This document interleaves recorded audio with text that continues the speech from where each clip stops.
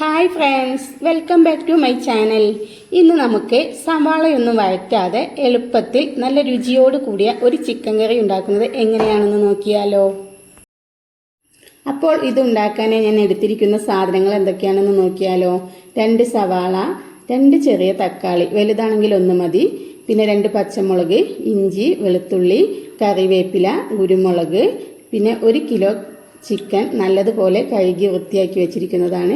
പൊടികളായിട്ട് 3 teaspoon മുളക് പൊടി, 2 teaspoon മല്ലിപ്പൊടി, 1 ടീസ്പൂൺ ചിക്കൻ മസാലപ്പൊടി, 3/4 ടീസ്പൂൺ മഞ്ഞൾപ്പൊടി. ഇനി ഇത് ഉണ്ടാക്കുന്നത് എങ്ങനെയാണെന്ന് നോക്കാം. അതിനായിട്ട് ഞാനൊരു ചട്ടി അടുപ്പിലേക്ക് വെച്ച് കൊടുത്തിട്ടുണ്ട്. ചട്ടി ചൂടായി വരുമ്പോൾ വെളിച്ചെണ്ണ ഒഴിച്ച് കൊടുക്കാം.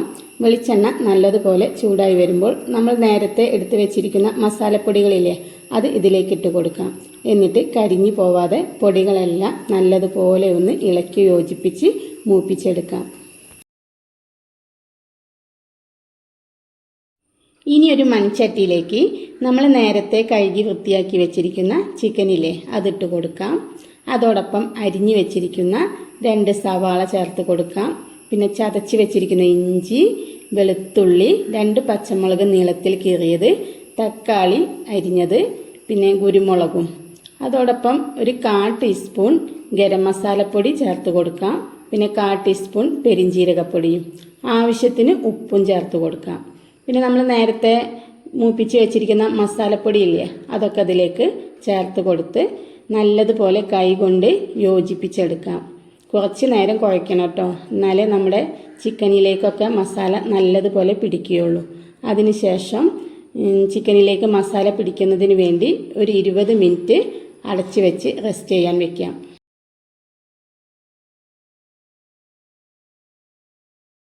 ചിക്കനിൽ മസാല നല്ലതുപോലെ പിടിച്ചു വന്നിട്ടുണ്ട്. ഇനി ചിക്കൻ വേവാൻ ആവശ്യമായ വെള്ളം ഒഴിച്ച് കൊടുക്കാം. അതിനുശേഷം നല്ലതുപോലെ ഒന്ന് ഇളക്കി കൊടുക്കാം. എന്നിട്ട് ഗ്യാസ് ഓണാക്കി അടച്ചു വെച്ചൊന്ന് വേവിക്കാൻ വെക്കാം.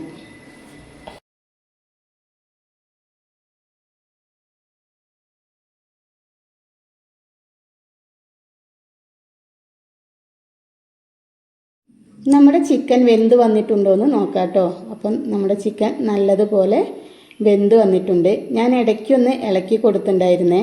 മൺചട്ടിയല്ലേ, അടി പിടിക്കാൻ സാധ്യതയുണ്ട്. അപ്പം ഞാൻ ഇടയ്ക്കൊന്ന് ഇളക്കി കൊടുത്തിട്ടുണ്ടായിരുന്നു. അപ്പം നമ്മുടെ ചിക്കൻ എല്ലാം നല്ലതുപോലെ വെന്ത് വന്നിട്ടുണ്ട്. കുറച്ച് കറിവേപ്പില ചേർത്ത് കൊടുക്കാം. അപ്പം നമ്മുടെ ചിക്കൻ കറി റെഡിയായി. ഇനി നമ്മുടെ ചിക്കൻ കറി താളിക്കാനായി ഒരു പാൻ അടുപ്പിലേക്ക് വെച്ച് കൊടുക്കാം. പാൻ ചൂടായി വരുമ്പോൾ വെളിച്ചെണ്ണ ഒഴിച്ച് കൊടുക്കാം. വെളിച്ചെണ്ണ നല്ലതുപോലെ ചൂടായി വരുമ്പോൾ അരിഞ്ഞു വെച്ചിരിക്കുന്ന ചെറിയുള്ളി ചേർത്ത് കൊടുക്കാം. ചെറിയുള്ളി ഒന്ന് വാടി വരുമ്പോൾ തേങ്ങാക്കൊത്തിട്ട് കൊടുക്കാം. അതോടൊപ്പം കുറച്ച് കറിവേപ്പിലയും ചേർത്ത് കൊടുക്കാം. എന്നിട്ട് നല്ലതുപോലെ ഇളക്കി യോജിപ്പിച്ചൊന്ന് മൂപ്പിച്ചെടുക്കാം. അപ്പോൾ നമ്മുടെ തേങ്ങയെല്ലാം മൂത്ത് വന്നിട്ടുണ്ട്. നമ്മുടെ ചിക്കൻ കറിയിലേക്ക് ഇത് ഒഴിച്ചു കൊടുക്കാം. അപ്പോൾ നല്ല സ്വാദിഷ്ടമായ ചിക്കൻ കറി റെഡിയായി വന്നിട്ടുണ്ട്. നിങ്ങൾക്ക് ഈ വീഡിയോ ഇഷ്ടമായ ലൈക്കും സബും ചെയ്ത് സപ്പോർട്ട് ചെയ്യണേ.